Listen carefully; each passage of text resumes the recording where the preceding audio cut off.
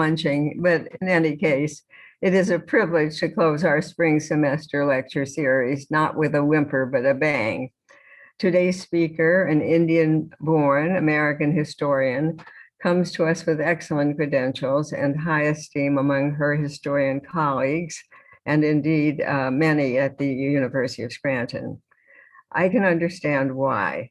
Professor Sinha sees abolition in the context of other interesting, important movements of the time. The fight to end slavery coincided with such other movements as feminism, utopian socialism, pacifism, and the rights of labor, immigrants, and Native Americans. We will be learning not only about abolition, but can glimpse at the whole picture, the context in which abolition lived.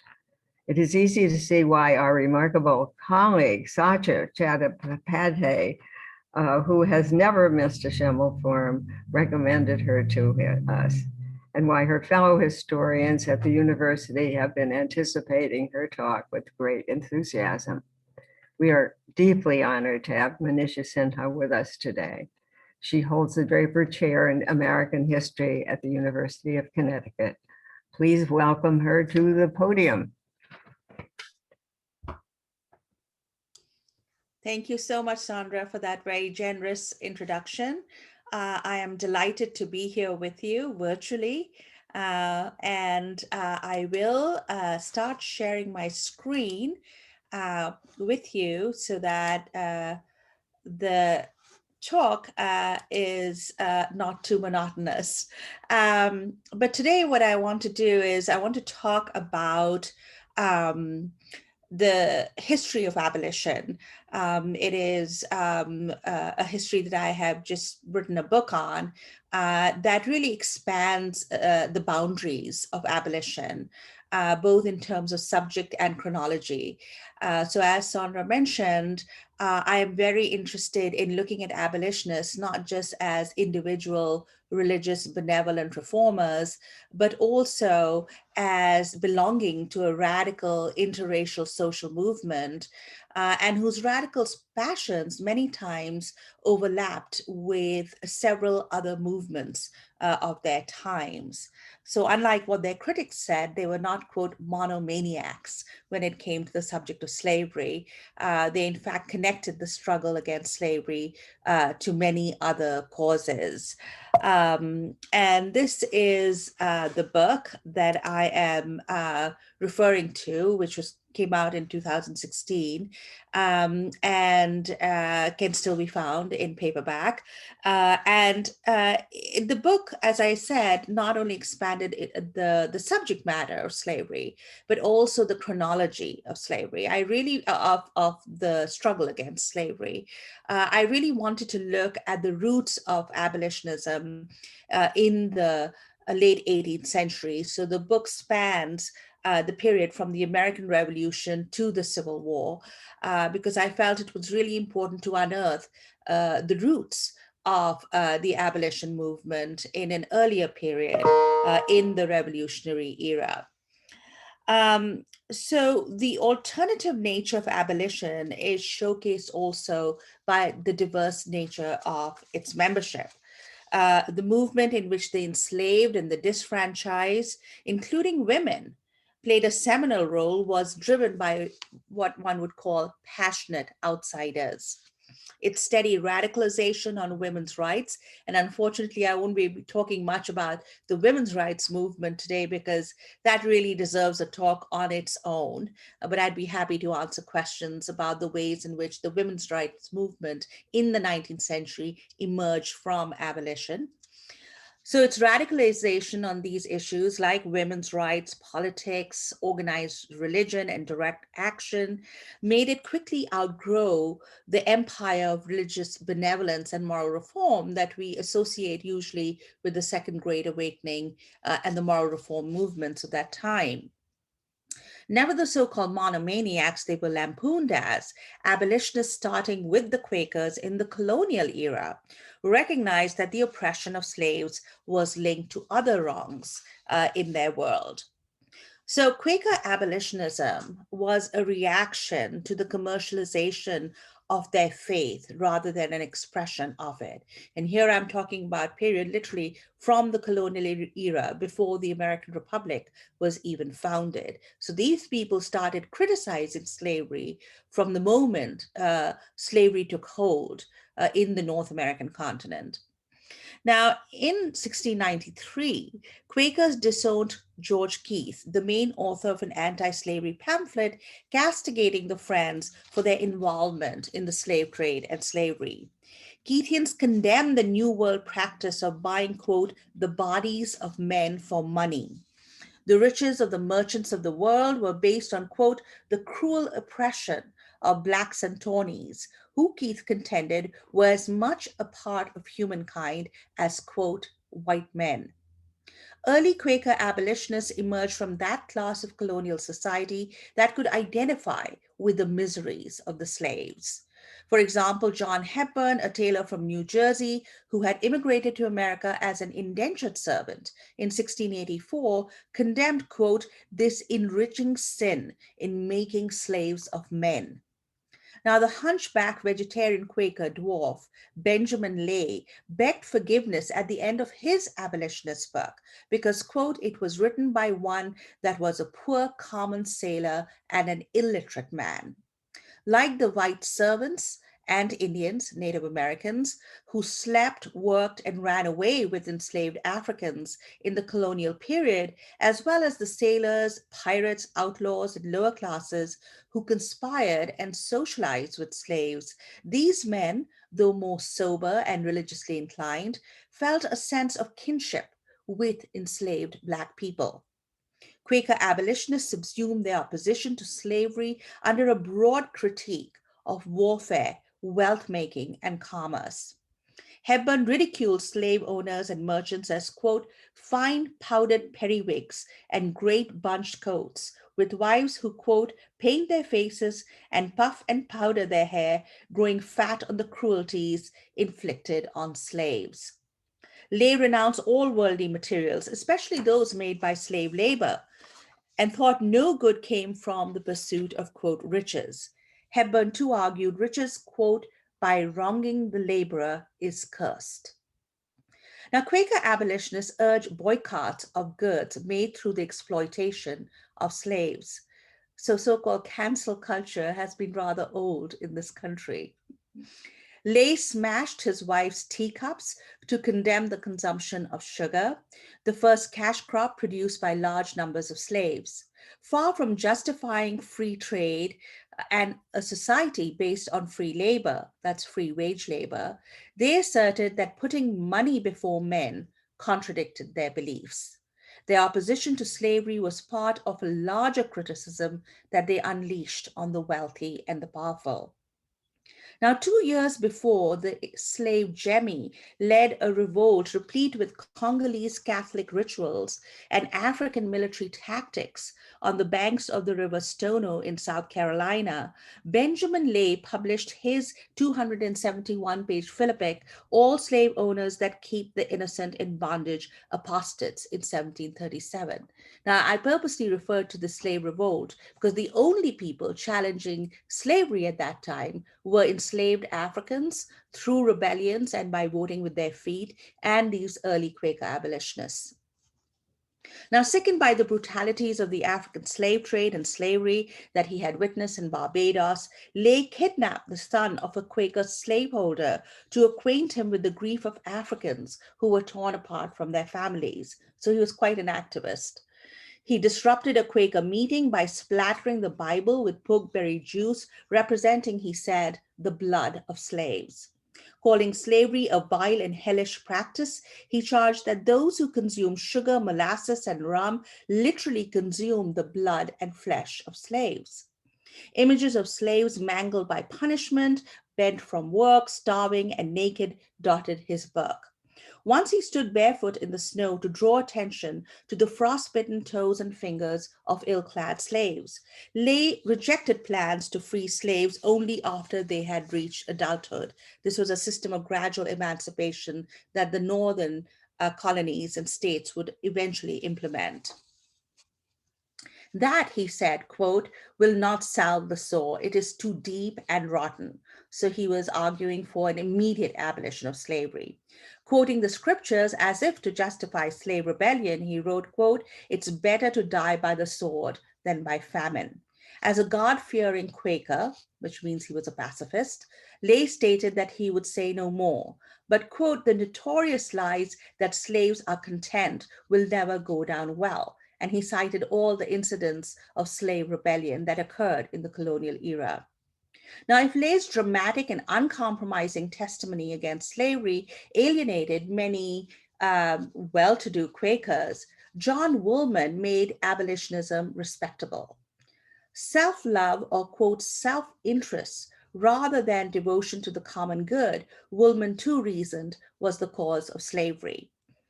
He chastised people for their pursuit of luxuries and wealth, developing a critique of his own society.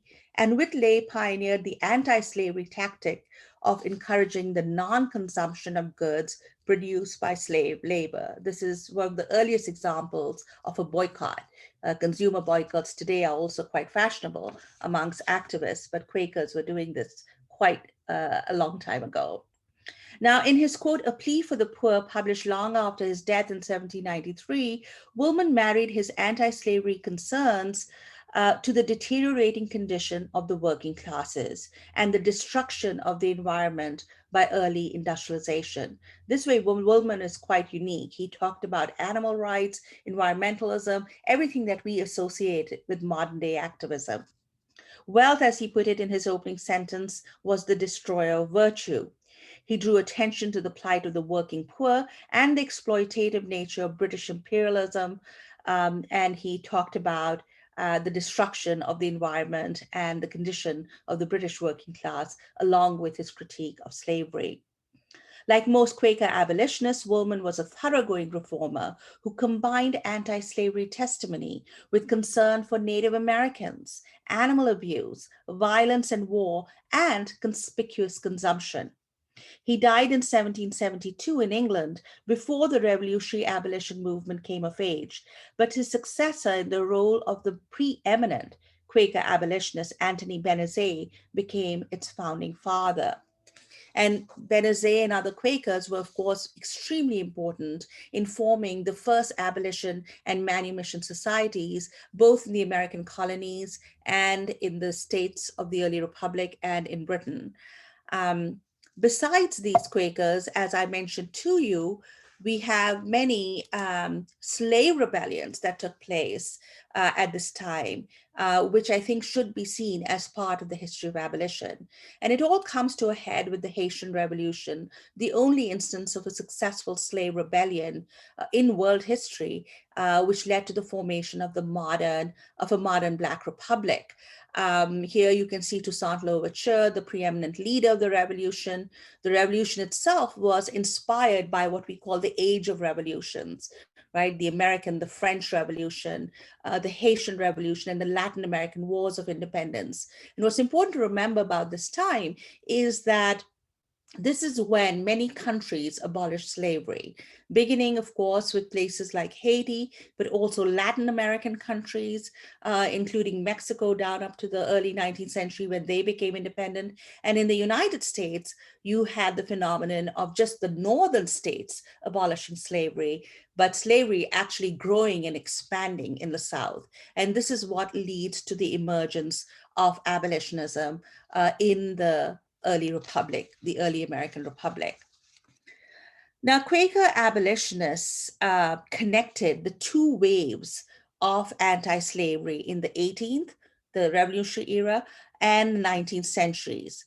And they were also men of humble means who criticized slavery, luxury, wealth, and warfare. John Parrish, for instance, was an apprentice. He was a bricklayer in Maryland. He came to the rescue of an enslaved woman who was being flogged by an overseer.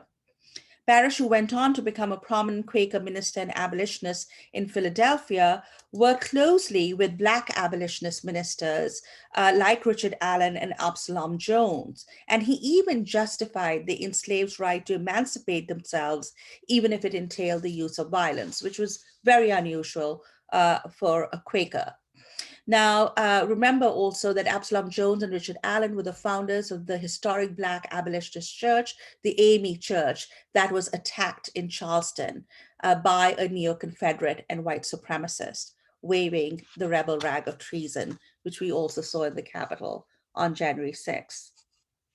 Now, similarly, Elias Hicks, whose teachings precipitated a schism in the Society of France, condemned not just slavery, but also all wealth making.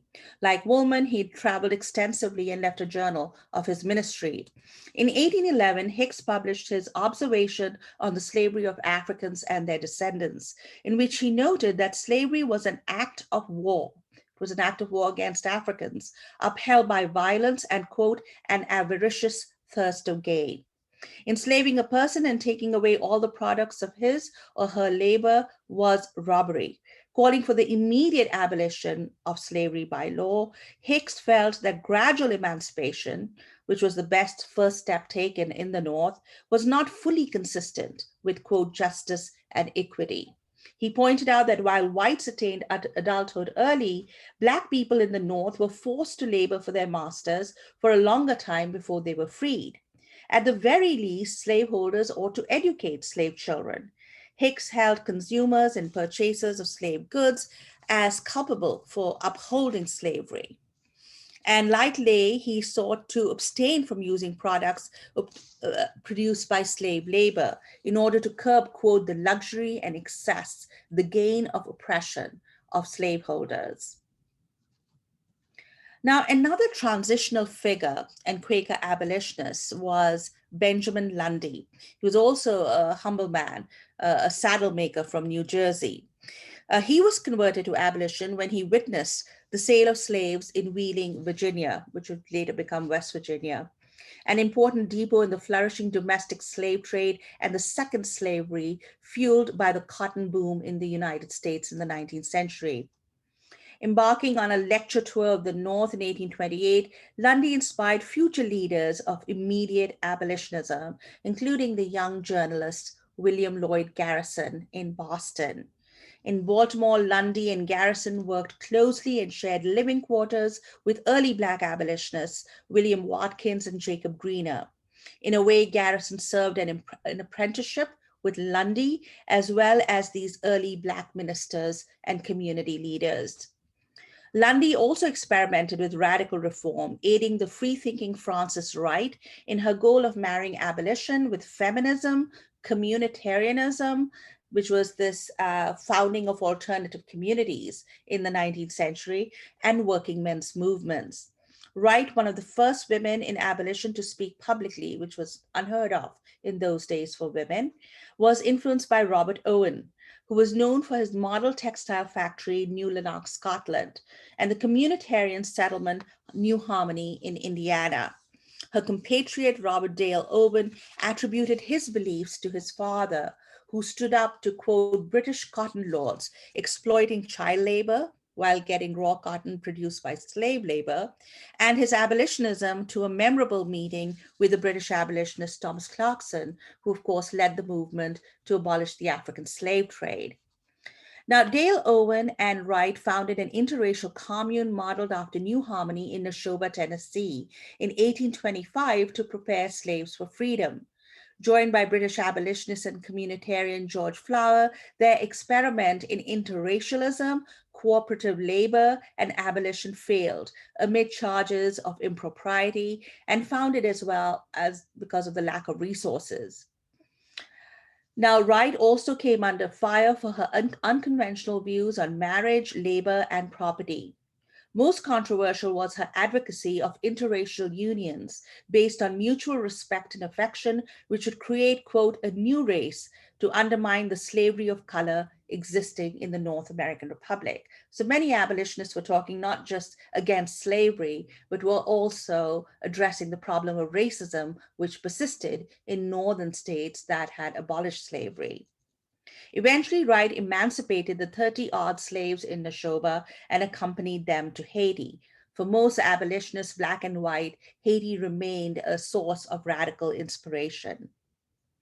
Now, Wright and Dale Owen also edited radical free-thinking newspapers in New York. They became proponents of educational reform, birth control, and working men's rights, along with the land reformer George Henry Evans and Thomas Skidmore.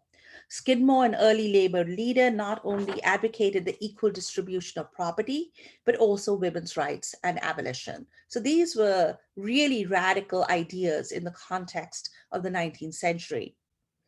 Now, abolitionists like Lundy flirted with these critics of emerging market societies. Lundy was a pivotal figure in the creation of the American Convention of Abolition Societies that brought together all the disparate abolition societies in the early American Republic. He corresponded with people like Owen and Wright, and he defended her against conservative critics.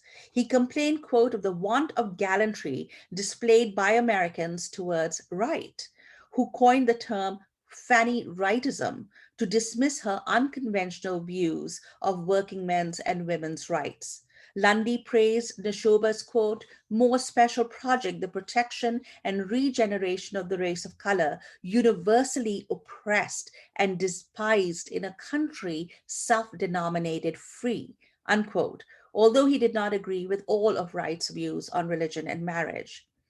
He also proposed founding a cooperative community of freed slaves in Texas or Mexico to get them away from the slaveholding South. Dale Owen, of course, became a Democratic congressman from Indiana, and he lived long enough to advocate emancipation during the Civil War, appointed by the Lincoln administration to the American Freedmen's Commission. And he became a radical Republican who advocated Black citizenship. Of course, you must remember that I'm talking about the Republican Party of the 19th century, the party of Lincoln, racial liberalism, and, quote, big government, not the modern day Republican Party. Transnational radicalism intersected with abolitionism, a pattern reinforced with the rise of Garrisonian abolition, so-called after William Lloyd Garrison. More than a few abolitionists, especially Garrisonians, joined such international radical movements as Utopian socialism, feminism, and pacifism, and championed Native American, immigrant, and working men's rights. Some even anticipated contemporary American scourges that we criticize today, criticizing the criminalization of Blackness and the use of capital punishment and force by the state. In prioritizing the abolition of slavery, they did not ignore, and they certainly did not legitimize, other forms of oppression in the modern world. Our country is the world, our countrymen are mankind, was the motto that adorned the Liberator's masthead from 1831 to 1865. This was the famous newspaper published by William Lloyd Garrison in Boston. And of course, eventually he was instrumental in founding the American Anti-Slavery Society in 1833. Now, as Garrison's adoption of Thomas Paine's slogan indicated, abolitionists, especially Garrisonians, developed a transnational appeal seeking to harness progressive international forces against American slavery. Far from reinforcing their societies and ideas about empire, abolition bolstered radical internationalism. Now, contrary to conventional historical wisdom, abolitionists linked the emancipation of the slaves with that of all laboring people, and informed by their long struggle for racial equality and against the civilizationist discourse of the American Colonization Society, developed an early response to European imperialism. Now, colonization was a program to simply colonize all free blacks back to Africa. This would mean that the only people left in the American Republic would be enslaved blacks and free whites. And most abolitionists, black and white, completely rejected that idea, arguing for black citizenship in the United States. In its early years, the abolition movement garnered more sympathy from the working class than from the better sort, many of whom, quote, gentlemen of property and standing, led the anti-abolitionist mobs in the North. Some of them were in Pennsylvania.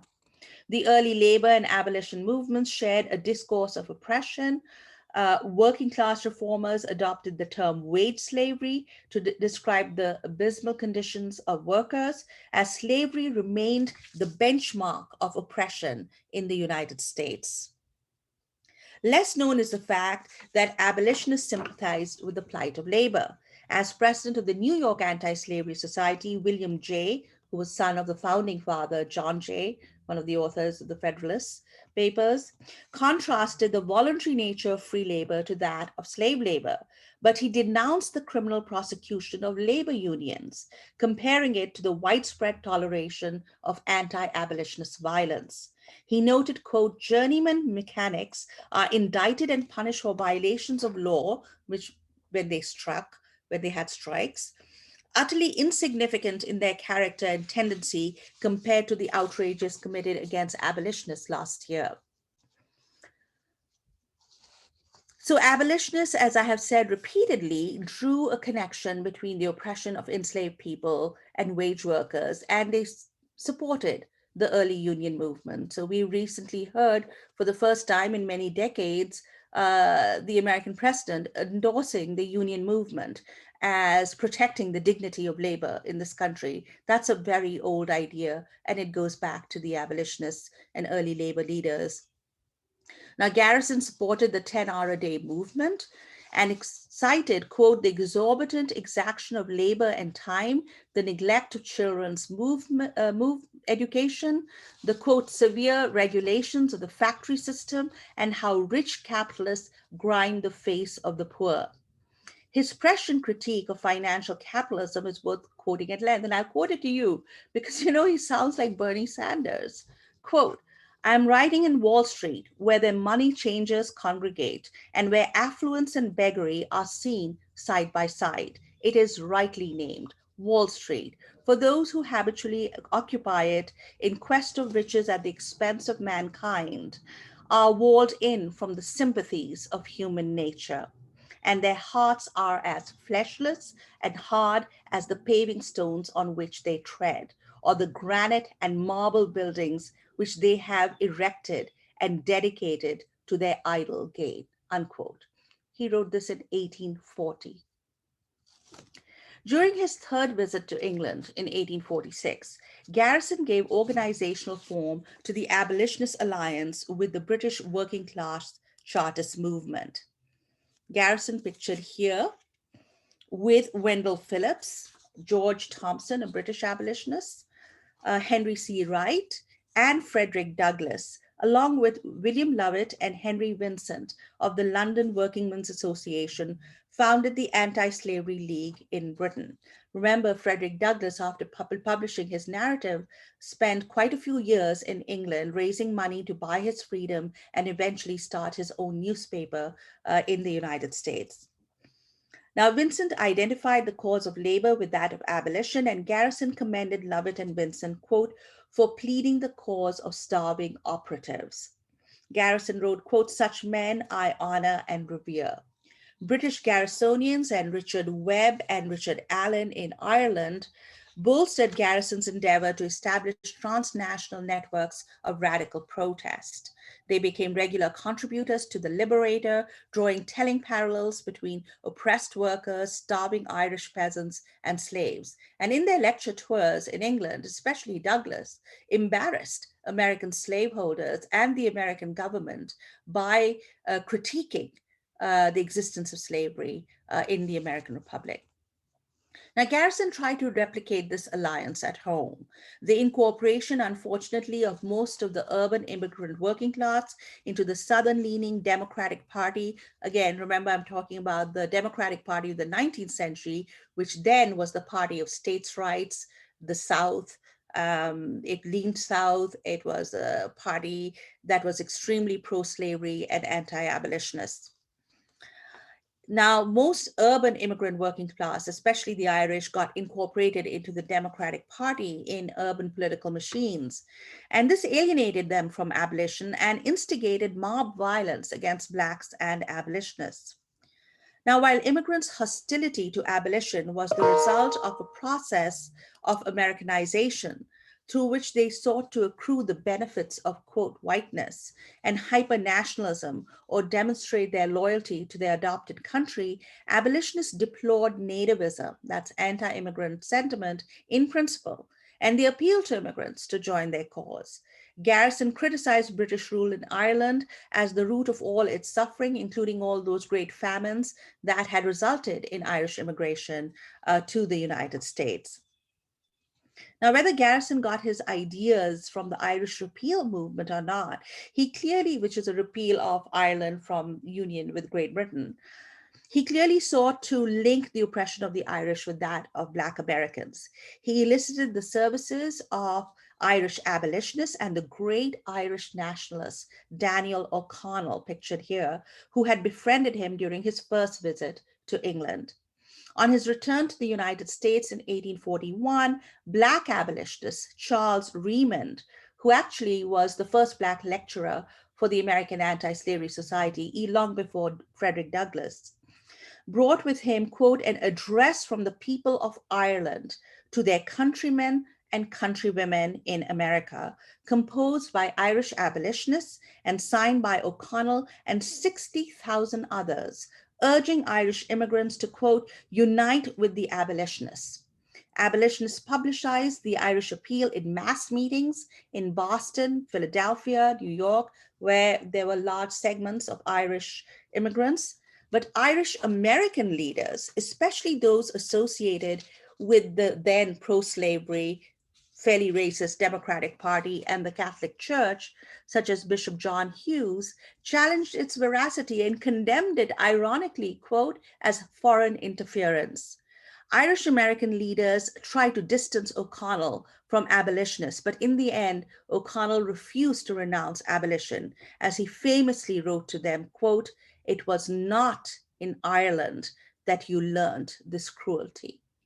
He's talking about racism.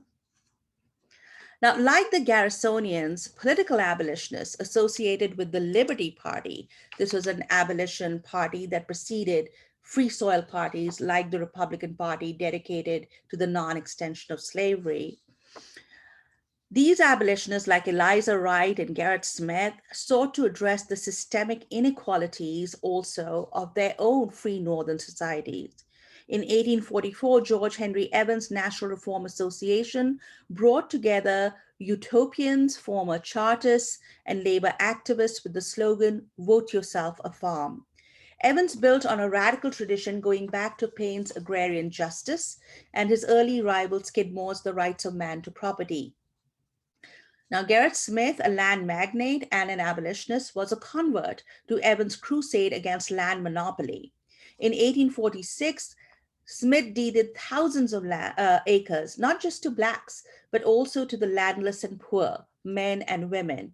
In fact, even John Brown got a small plot of property in upstate New York from Smith.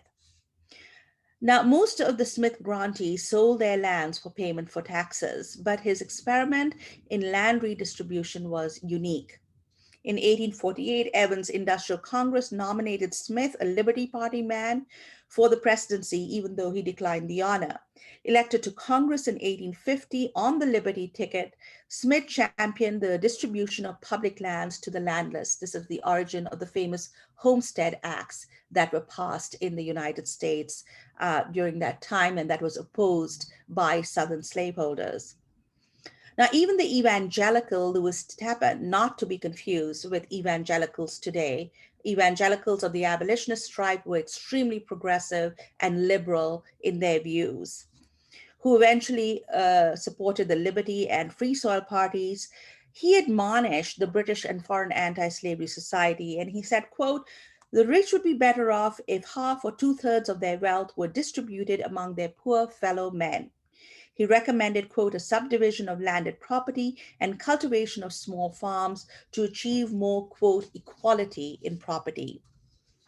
So they're not arguing for divesting people of property, but arguing that a republic works best when there's no great economic inequality in it. Now, rejecting electoral politics, Garrisonians were more interested in utopian communities. These were founded in the wake of the Panic of 1837. And you can see this pattern of boom and bust of early capitalism that continues, in fact, right down to the recession of 2008. These were alternative communities that were inspired by European thinkers like Charles Fourier, Claude Henry Saint-Simon, and of course, Robert Owen. Now, Garrison's conservative critics accused him of harboring radical, quote, no government as well as no property theories. In an editorial on social reorganization, Garrison commended the idea of cooperative associations personified in the abolitionist Northampton Association for Education and Industry. This was founded in Western Massachusetts. It was led by his brother-in-law, and it was where Black abolitionists such as David Ruggles, who of course was very active in the Underground Railroad in New York City, spent his last days, and Sojourner Truth also joined it for some time. Sojourner Truth was a very interesting figure who dabbled not just with abolition and women's rights, but all kinds of radicalisms of her time. Garrison also lauded his fellow non-resistant. The non-resistance was a theory that rejected the use of force, including by the government. So they're seen as somewhat anarchists because they did not believe that any sort of force or the use of even armed forces in wars was justified. So Garrison supported some of these communities, Aidan Ballew's Hopedale community or the Transcendentalist community in Brook Farm. He even supported the Massachusetts Anti-Slavery Society's journal called Communitist, which advocated communal ownership of property. Now, in the 1850s, abolitionists began raising the cause of labor in anti-slavery meetings with increasing frequency. At the New England Anti-Slavery Convention, William Henry Channing, the nephew of the great William Ellery Channing, a self-proclaimed, quote, socialist abolitionist, which was interesting that I found this term. He used the term socialist, and this was in the 1850s. He argued, quote, logically, I have never been able to separate the anti-slavery movement from all those directed to raise labor universally. Stephen Foster and Parker Pillsbury, the New Hampshire duo, who were abolitionist Nathaniel Rogers' proteges and heirs to his ideological radicalism, supported Channing's call for interlinking the two movements. And both Parker and Foster are known for their support for women's rights. Of course, Stephen Foster was married to Abby Kelly Foster, whose election to the Anti-Slavery Society's Business Committee led to a split in the movement. And Parker Pillsbury, who later on supported Elizabeth Cady Stanton and Susan B. Anthony in the suffrage movement. Now, the sectional crisis over slavery did not divert abolition from many of these ideas.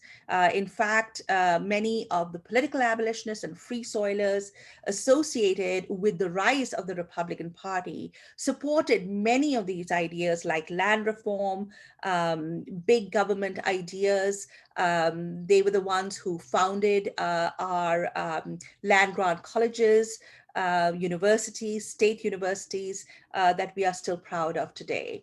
So these ideas that the abolitionists had were not just these radical fringe ideas, they fed into the party of Lincoln, the anti-slavery Republican Party of the 19th century that believed in government activism and that believed that government had a role in abolishing slavery and in alleviating the conditions of ordinary American citizens. Now, the European revolutions, these were Republican revolutions, like the American Revolution against monarchical governments. These revolutions of 1848 for representative government and national liberation also helped internationalize abolition. Abolitionists viewed the revolutions of 1848, which produced radical democratic, socialist, and feminist ideas as kindred movements. The anti-slavery actions and words of European revolutionaries like Giuseppe Mazzini won high praise from abolitionists. When the Second Republic in France abolished slavery in 1848, mainly on Victor Schellcher's instigation, Garrison convened a special meeting of the Anti-Slavery Society at Faneuil Hall to congratulate the French Republic. And this meeting was attended by Garrisonians, political abolitionists, and anti-slavery politicians that founded the Republican Party, like Charles Sumner. Abolitionists identified the despotic slave power of the United States with European forces of reaction and their own battle against slavery with European revolutionary struggles. Most American conservatives and slaveholders typically balked at, quote, the red republicanism of the 1848 revolutions. For abolitionists, feminists, and other assorted radicals, the overthrow of the French Republic and Mazzini's Roman Republic threw into sharp contrast the 19th century vogue of vulgar, narrow nationalism versus universal human values and human rights that they advocated for the disfranchised sections of the nation. Now, the immigration of German 48ers after the collapse of the Frankfurt Parliament had an impact on the politics of abolition. Unlike the Irish, many of these free-thinking German immigrants joined radical movements, the labor movement, land reform, and abolition. The 48ers formed alliances with abolitionists and brought a substantial section of the German immigrant population into the Republican Party. Again, the anti-slavery party of Lincoln. One of them, Karl Heinzen, who's pictured here, who was also a socialist, published The German Pioneer in Boston. He asked Garrison to condemn an impending nativist amendment in Massachusetts that would make immigrants wait for 2 years before voting. European immigrants coming from Ireland and Germany could literally vote stepping off the boat in the United States. They did not require any ID, nothing. They immediately became part of the American political system. So Heinzen asked Garrison to condemn these nativist amendments, and he said these amendments would actually prohibit men like Mazzini himself, or even the famous anti-slavery German nationalist Alexander von Humboldt, who had publicly rebuked American slaveholders and whom the abolitionists admired. He said they would exclude even such extraordinary men from voting in the United States. Assuring Garrison of German support for abolition, he asked, quote, the noble advocate of Black rights to say a word on behalf of the rights of the immigrated. Garrison, who had written an early editorial denouncing nativism in 1844, obliged. He characterized the amendment as the, quote, last expiring effort of nativism. Unfortunately, he was wrong, as nativism continues to be a strong force in American politics till today. Despite being enamored of the tactics and success of British abolition, American abolitionists, especially Garrisonians, were staunch critics of British and European imperialism. In 1839, British Quaker abolitionist Joseph Pease, the father of Elizabeth Pease, after whom Garrison named one of his daughters, founded the British India Society. Its original purpose was to combat slavery in India, but it soon became the critic of the, quote, accumulated wrongs inflicted on the Indian people by British rule. British Garrisonians, like William Adam and George Thompson, both of whom had stayed in India, joined the British India Society, which included Indian nationalists. Like Dwarkanath Tagore, the father of the Nobel Prize-winning nationalist author Rabindranath Tagore. I have to say that most American historians did not know this. And when I was researching my book on abolition, I found it. And as an Indian, I, of course, recognized the names of all these Indian nationalists whom they did not recognize. And I was happy to be able to talk about it in my book. Now, the British abolitionists elected Dwarkanath Tagore as an honorary member of the Glasgow Emancipation Society. And Alfred Webb, pictured here, who was the son of the Irish abolitionist Richard Webb, actually attended a meeting of the Indian National Congress and was elected an honorary vice president. So these connections were fascinating for me to see. Now, many of them were also close associates of the crusading Indian social reformer and nationalist Raja Ram Mohan Roy. The British abolitionists actually provided medical care to Roy before his death, and they sent locks of his hair to sell to the Boston anti-slavery bazaar, as they used to sell locks of hairs of Wilberforce and Clarkson. Again, I was fascinated by this connection. And this is Raja Ram Mohan Roy's grave in England, because he eventually died in England, and the British abolitionists erected his grave, and the monument you will see is in the Indian style. Now, the personal relationships between abolitionists and early Indian nationalists bore testimony to the anti-imperialism of the abolition movement. Garrisonians surmised that Indians, quote, had been, quote, ground to the dust by British exactions. In England, Garrison and Riemann gave speeches before the British India Society and linked the cause of the American slave with the oppressed millions of India. On Thompson's second, so there's a prehistory to Kamala Harris too. On Thompson's second abolition tour of the United States, Garrison introduced him as one who had exposed British injustice and tyranny in India, as well as the horrors of slavery. When the Indian Revolt broke out in 1857, starting as a mutiny of soldiers and ending as a mass uprising of Indian rulers and their subjects against British rule, Garrison was horrified at, quote, the calls of vengeance in Britain. To him, it was a mockery, quote, for a people to subjugate nations, rob them, apply physical tortures, and goad them to insurrection. And he linked that to slave rebellions in the South. In 1898, William Lloyd Garrison Jr., his son, helped form the Anti-Imperialist League, which adopted his father's famous abolitionist slogan, "Our country is the world, our countrymen all mankind." In the United States, abolitionists criticized settler colonialism from the start and drew attention to the plight of Native Americans. Benjamin Lundy, like many early Quaker abolitionists, had denounced, quote, the slaveholding, land jobbing, and Indian exterminating character of the slaveholding republic. Many evangelical abolitionists honed their skills in protest against Andrew Jackson's and Indian removal policies, the removal of the southern Indian nations of Cherokees, Choctaws, Creeks, and the famous Trail of Tears. In their opposition to colonization, abolitionists also drew attention to the genocidal nature of the European conquest of the New World. Critiquing the missionary purposes of such conquests, Eliza Wright pointed to attempts to Christianize Native Americans had resulted in the destruction of their cultures and societies.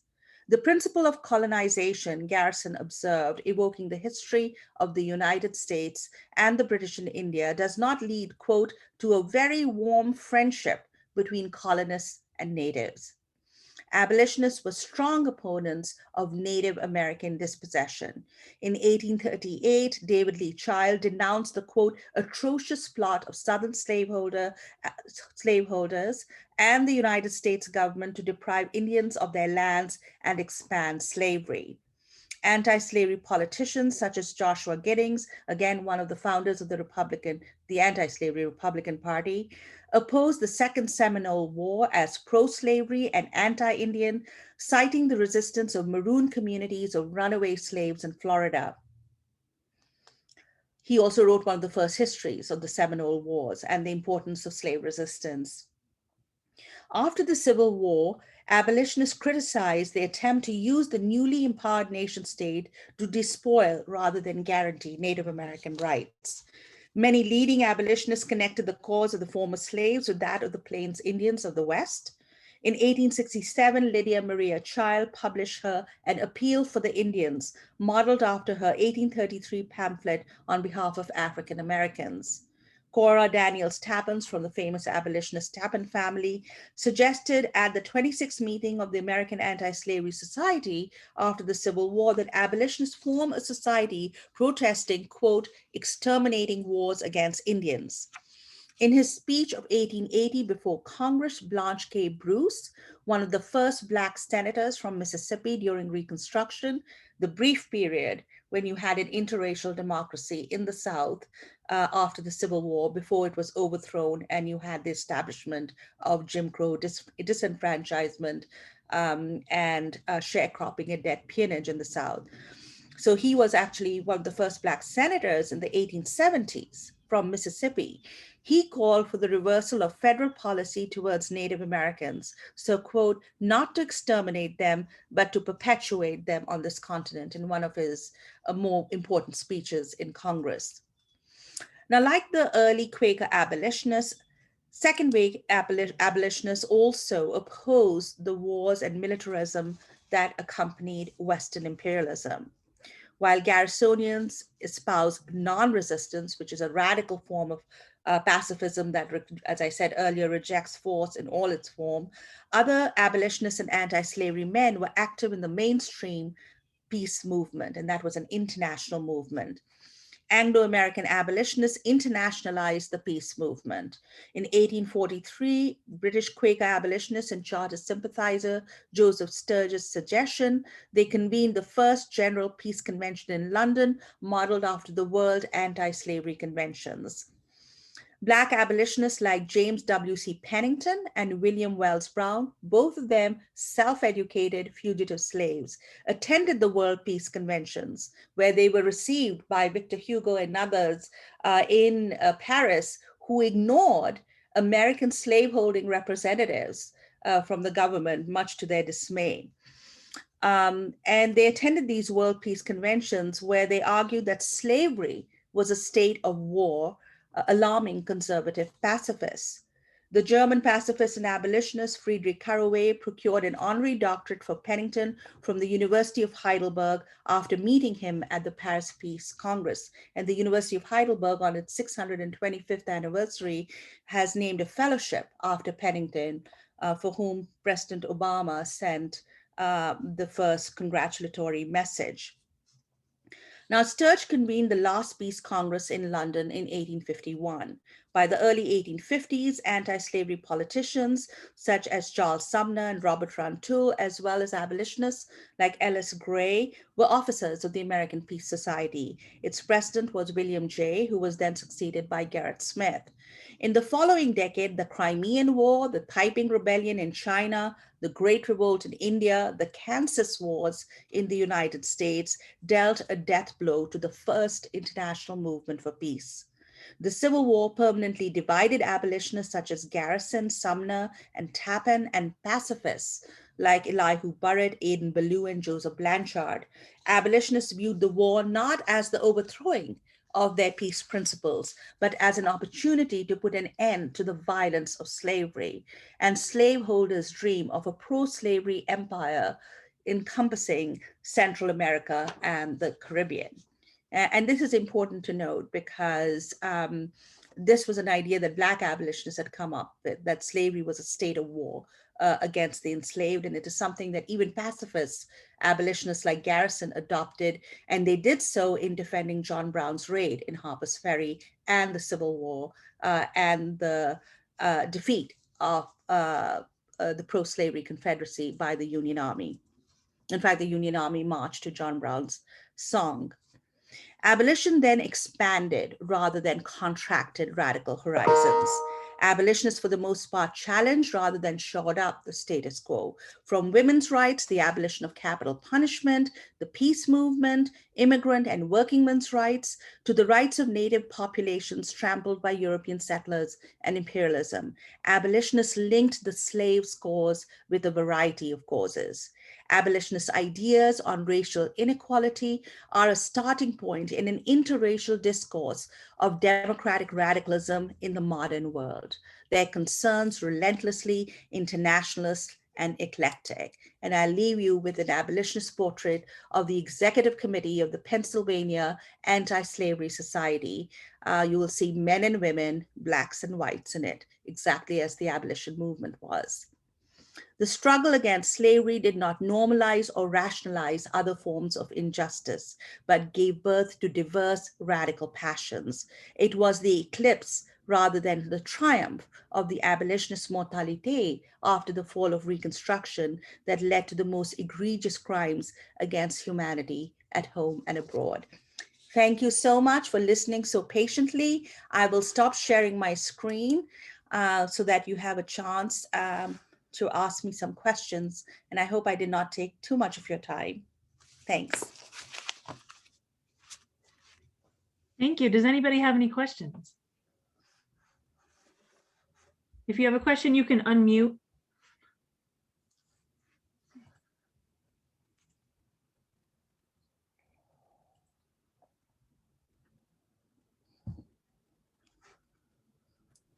Allison? Yeah, Maury. Yeah, I'd like to take up your invitation to talk a bit about feminism and ask you, with the 15th Amendment, all they had to do to give the right to vote to women to put in the words or gender, so it'd include race or gender. Was there any kind of significant effort by the women's movement, which was substantial in that period, to include that in the 15th Amendment? And if there wasn't, why wasn't there? That's a very good question. In fact, abolitionist feminists, who actually were such an important part of the abolition movement, formed the American Equal Rights Association precisely to do that, to agitate both for Black rights and women's rights, what we call intersectionalism today. What happens, of course, is that while there is a real momentum to enfranchise Black men after emancipation and during Reconstruction, there's not that much when it comes to women's rights. And these movements that had been so cooperative become competitive. And it's not as if there's a split between women suffragists and abolitionists. There's actually a split amongst abolitionist feminists themselves. One group that, like Lucy Stone and most Black women like Frances Ellen Watkins Harper, they want to keep this alliance together. The other, led by Elizabeth Cady Stanton and Susan B. Anthony, opposed the 15th Amendment because it does not include women. Now, ironically, they make strange bedfellows. They join up with conservative, racist Democrats. Again, those of you who are confused about parties, everything you know about political parties today, simply flip it for the 19th century. They form alliances with these racist Democrats in order to oppose the 15th Amendment. And that was tragic because, in fact, most of their allies were amongst the radical Republicans. And they were the ones who first proposed the 16th Amendment to enfranchise women. Of course, that goes nowhere. But they realized that if they put gender in the 15th Amendment, then the 15th Amendment would have also lost. Now, it's not as if this was just a defeat for women, that gender was not included, because this idea of progressive constitutionalism, this idea of expanding rights through federal intervention, through federal civil rights laws, through progressive constitutional amendments, is what motivates the suffrage movement. And I argue in my forthcoming book on Reconstruction, which will be coming out next year, that in fact the 19th Amendment is a continuation of this struggle, even though a segment of the suffragist movement adopted racist ideas to oppose the 15th Amendment. So it's a period that leads to a schism within feminism itself, which is unfortunate. And it's one that makes the women's movement more independent of abolition, but they also lost a lot. And that was a commitment to anti-racism. Thank you. Yes, thank you. Welcome. Yes, Sandra, go ahead. You have to unmute first, Sandra. Go ahead.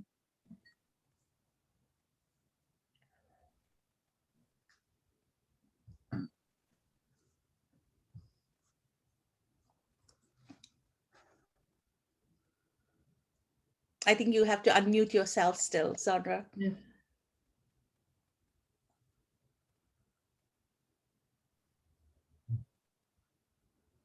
Yes. There you Okay. go. Okay. Yeah. You spoke of religion a couple of times, and I wonder what role religion played in the whole movement, and were there both religious and non-religious religious factors in it? That's a great question, Sandra. That's a really brilliant question because, if you were a 19th century American, the two things that you needed to have on your side to win any argument was the Bible and the Constitution. You could say that's somewhat true even today, right? And there was a big debate between abolitionists and slaveholders on whether the Bible defended slavery or not.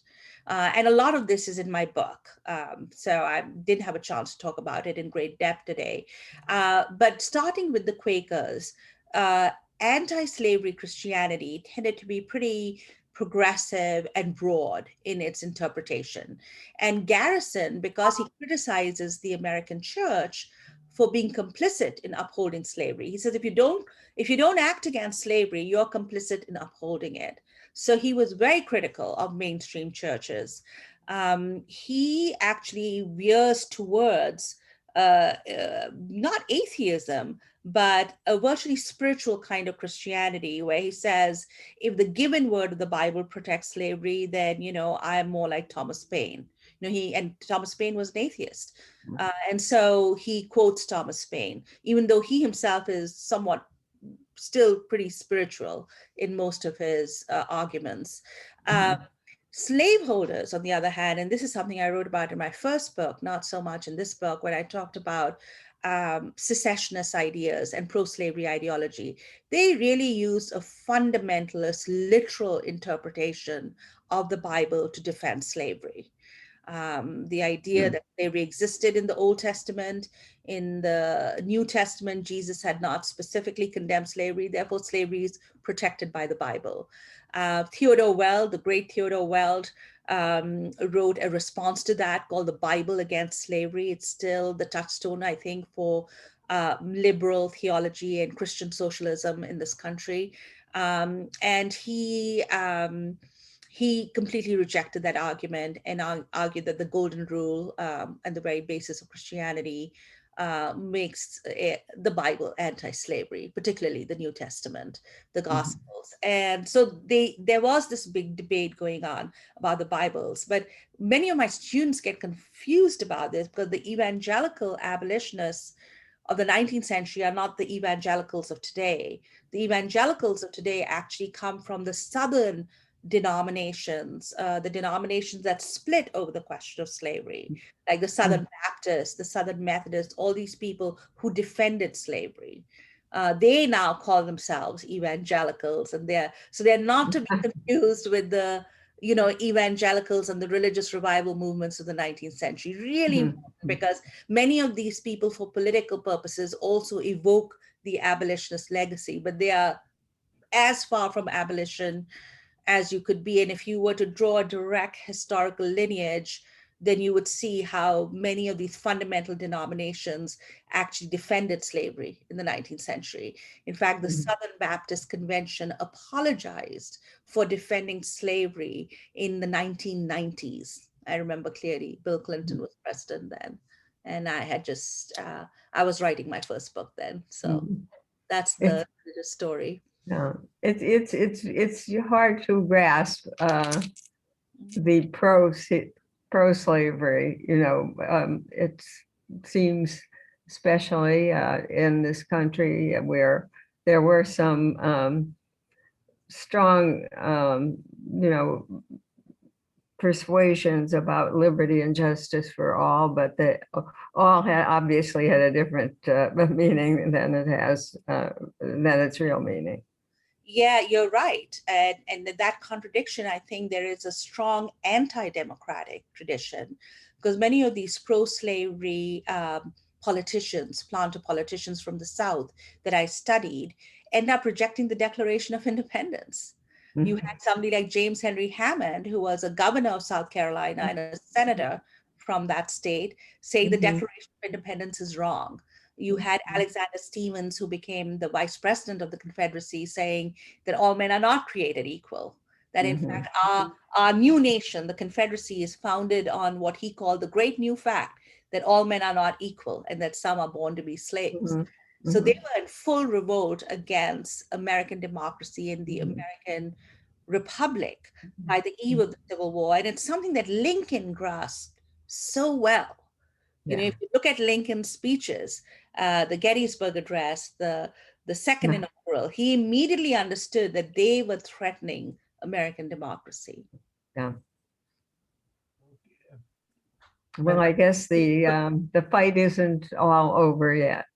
No, hello, It Yeah. looks like, hold on, Maury, Dr. Nolan has a question. okay. Hi, thank you so much for your talk. I have lots of notes and lots of questions, but I really just especially appreciated the talk because of how well it illustrated solidarity amongst people and across movements. And so my questions for you are about that solidarity. Two questions. So one question, I know you're a historian, but I'm wondering if you might speak to who individuals or modern day organizations that you see as sort of like the intellectual descendants of these movements. And then also, I mean, I have not been in K through 12 for a very long time, so maybe this has already happened, but do you know of any efforts to try to infuse this history into our social studies curriculum? You know, as a white woman, I just feel like it's so important to have role models for what it looks like to be an ally, an accomplice, you know, someone who works in solidarity with other folks and across movements. Thank you. Yeah, those are two very great questions, Jess. I think they're great questions because, you know, we have a tendency now to have very sort of simplistic readings of the past where everything is one thing or it's another thing. And if you look at the American history and American democracy, there's always been contestation, right, as you saw, and that there have always been Americans, white and black, who have stood up for the right thing. There's nothing sort of politically correct or woke or this is not new. I mean, and I realized this when I was writing this history of abolition, and when it came out, a lot of modern day activists found it useful. You know, it's a big book. I thought it was an academic book, but somehow it found a space outside academia, I think, because a lot of modern day activists in the movement for Black lives were looking at precedents. And, you know, abolitionists are already talking about the criminalization of Blackness in the fugitive slave laws, where every Black person is a suspected fugitive, where free Blacks are being kidnapped into slavery. So, and you can see the legacy kind of living on. They adopt terms that, you know, because it's a homegrown tradition of American radicalism, they adopt terms like abolition or abolition democracy. So yeah, I think the book for me, the most rewarding was when modern day activists you know, started tweeting and talking about it. And I discovered something called Twitter, which I was not on earlier. In terms of K through 12 education, I worked a lot for this. In Massachusetts, because it's Massachusetts, abolitionist history is so important, but it should go beyond the popular valorizations. It was really important for me to recover the role or to center the role of African Americans, both enslaved and free, in the history of abolition. That's another talk that I gave, which is quite popular. It's not the one I gave today, that really looks at the ways in which African Americans led the movement and came to you know, determine its ideology and tactics. And Garrison says this openly. He says, I got this idea from Pennington. I got this idea from Watkins. You know, he doesn't hesitate to say that. And that gets lost sometimes in the abolitionist curriculum in the North. And I have done a lot of work with teachers to try to infuse this. In Massachusetts, I know we have this in our standards. In New York, they increasingly incorporate this. I do a lot of teacher education seminars through the Gilder Lehrman Institute of American History and other teaching American history programs all across the country. I've actually visited states that I never thought I would, like Idaho and Utah, doing these talks. So I'm hoping that people would include this. And I always recommend textbooks like Eric Foner's Give Me Liberty and others, American history textbooks that teachers can use in K through 12 education, or even readers that I have done on primary documents. One reader, we did a 2-volume reader called African American Mosaic, arguing that you can't just look at Black history as ghettoized to a subfield. You have to see it as part of American history and incorporate it. And so I recommend those primary document readers to to teachers, because then they can use it. You know, teachers need they do so much. They need good sources and a way to get at textbooks quickly. So I really, for me, with writing this book on abolition, it's become kind of a mission to do that. Because, you know, you're just leaving out so much of American history that's actually quite inspirational, you know, when you don't look at the abolitionists. Maury, are you still there? Yeah, yeah. Can you hear me? Yep, Yeah. go ahead. Thank you. You so helpfully answered my first question that I want to learn more. So incidentally, I'm Sandra's husband. My question is Don't this. hold that against him.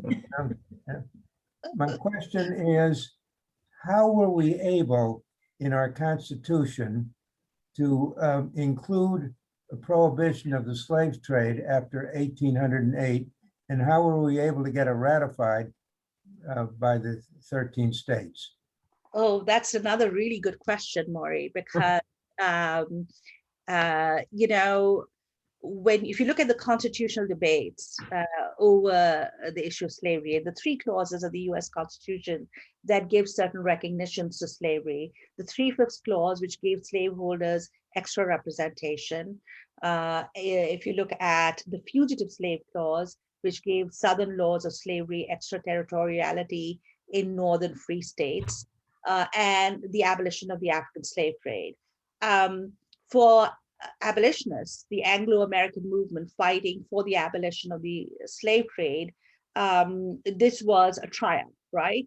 That there is a clause that says that the US government can prohibit the African slave trade in 1808.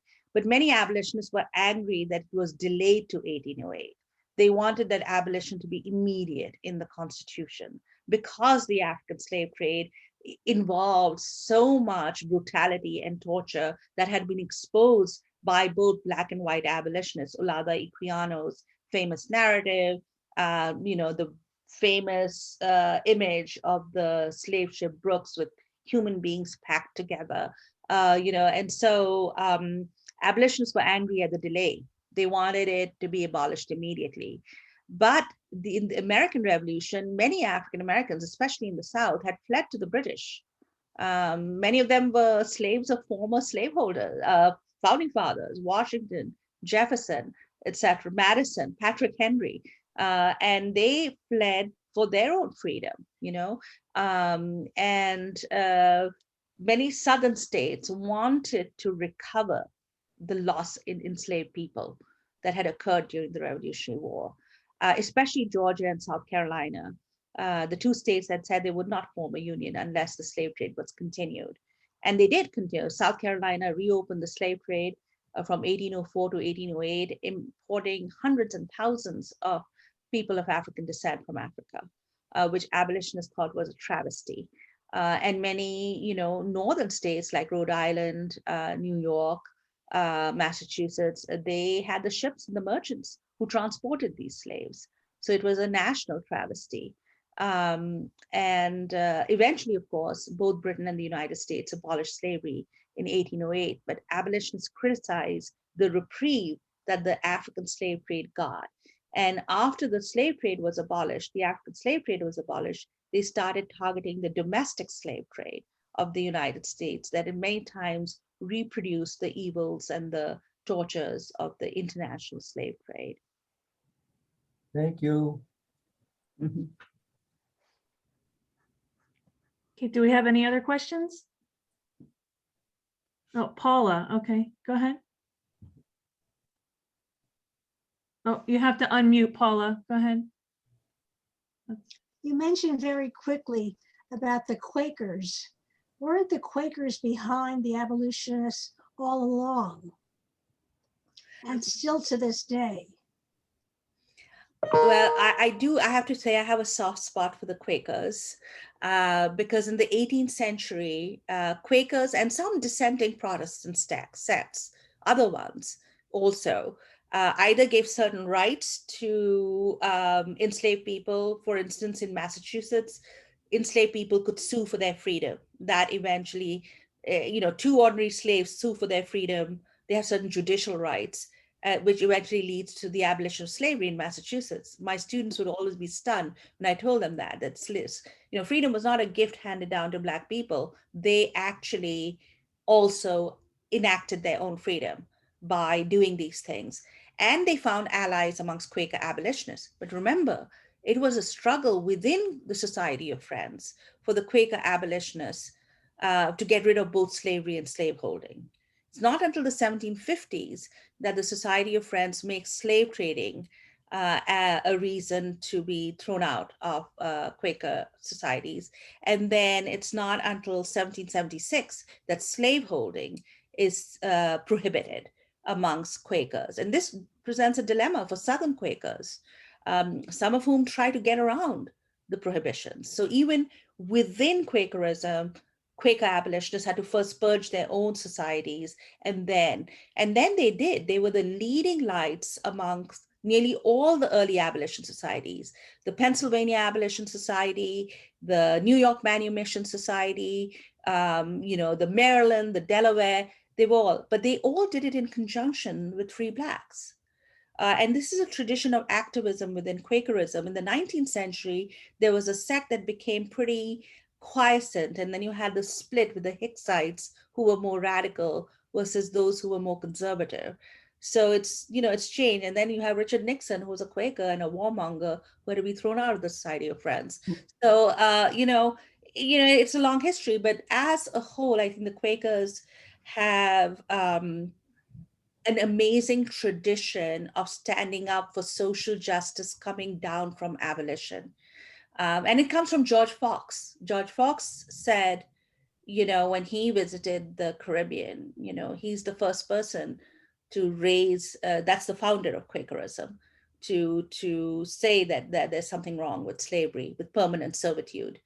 And so even in the civil rights movement, I know that the Society of Friends funded many desegregationist struggles in Prince Edward County, Virginia, et cetera. Till today, internationally, the Society of Friends does this. So there is certainly a tradition of social justice within Quakerism. There were some early Black abolitionists who converted to Quakerism because of this tradition, like Paul Cuffey, the Black Quaker sea captain, or Cyrus Bastille in Philadelphia. His descendants, like Sarah Mapps Douglas, etc., became famous abolitionists. They sometimes met discrimination in Quaker meetings where they were assigned to a bench, etc. But they found allies amongst Quaker abolitionists like the Grimke sisters, who fought with them to end those kind of segregationist practices. So it's a complicated story, but it is a story that I wanted to highlight because the image of Quakers was that they condemned slavery, but they were the rich capitalists of the period. And actually, if you look at the Quaker abolitionists, most of them were pretty humble. They were indentured servants, tailors, sailors. Those are the kind of people who birthed the tradition of Quaker abolitionism.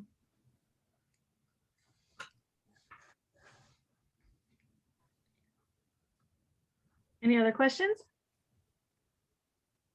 Well, if not, we have learned so much, and I think that we'll be thinking of questions all day that we haven't answered, so maybe we should be in touch with you. But thank you very much for this wonderfully important subject to bring to us.